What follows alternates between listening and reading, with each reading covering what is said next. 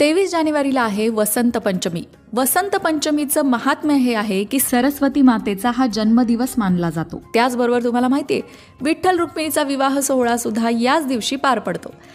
आणि म्हणूनच अशा या शुभ दिवशी तुमच्या घरात तुम्ही काही गोष्टी आवर्जून नक्की करा. त्याचा लाभ तुम्हाला होणार आहे, तुमच्या मुलांना होणार आहे, तुमच्या संपूर्ण परिवाराला होणार आहे.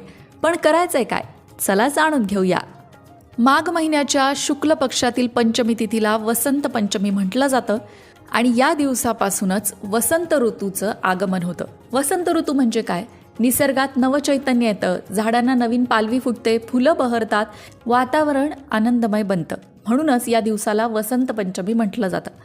पण विशेष हा दिवस याच्यासाठी आहे कारण हा सरस्वती पूजनाचा दिवस मानला जातो. वसंत पंचमी हा सरस्वती मातेचा जन्मदिवस सुद्धा मानला जातो. म्हणून या दिवशी ज्ञान, बुद्धी, वाणी, कला, संगीत या सगळ्यांची देवता असणाऱ्या सरस्वतीची पूजा अवश्य करावी. खास करून विद्यार्थ्यांनी, शिक्षकांनी, कलाकारांनी जे जे ज्ञानाची उपासना करतायत ना, त्या प्रत्येकासाठी हा दिवस महत्त्वाचा आहे. आणि फक्त सरस्वती मातेचाच जन्मदिवस नाही तर लक्ष्मीचाही हा जन्मदिवस मानला जातो आणि म्हणूनच याला श्रीपंचमी म्हटलं जातं. या दिवशी पहाटे उठून अभ्यंग स्नान करून सरस्वती मातेची पूजा केली जाते. आता तुम्ही म्हणाल फार पहाटे उठणं आमच्याच्यानं होत नाही बाबा, काही सोपं करण्यासारखं असेल तर सांगा. तर सोपं बघूया. वसंत पंचमीच्या दिवशी तुमचं जे देवघर आहे तिथेच एक पांढरा किंवा पिवळं वस्त्र अंथरून त्यावर सरस्वतीचं चित्र किंवा मूर्ती असेल तुमच्याकडे तर मूर्ती, आणि चित्रही नसेल, मूर्तीही नसेल तर दसऱ्याला आपण पाटीवरती जसं सरस्वतीचं चित्र काढतो ना, म्हणजे एक आकडा 9 वेळा काढून जोडून जोडून ज्या प्रकारे चित्र काढतो तसं काढलं तरी चालणार आहे. आणि ही पाटी किंवा सरस्वतीचं चित्र, मूर्ती अंथरलेल्या पिवळ्या किंवा पांढऱ्या वस्त्रावर ठेवायची आहे.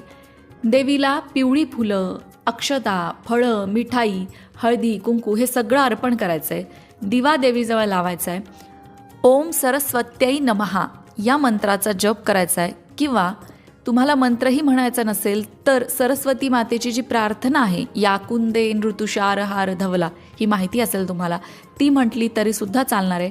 पुस्तकं असतील मुलांची, वही असेल, पेन असेल, तुम्ही काही वाद्य वाजवत असाल, तुम्ही संगीत शिकत असाल तर ते सगळं तुम्हाला देवीपुढे ठेवून त्या सगळ्याची पूजा करायची आहे आणि देवीकडे ज्ञानप्राप्तीची प्रार्थना करायची. वसंत पंचमीला या प्रकारे सरस्वती पूजन केल्याने काय लाभ होतात?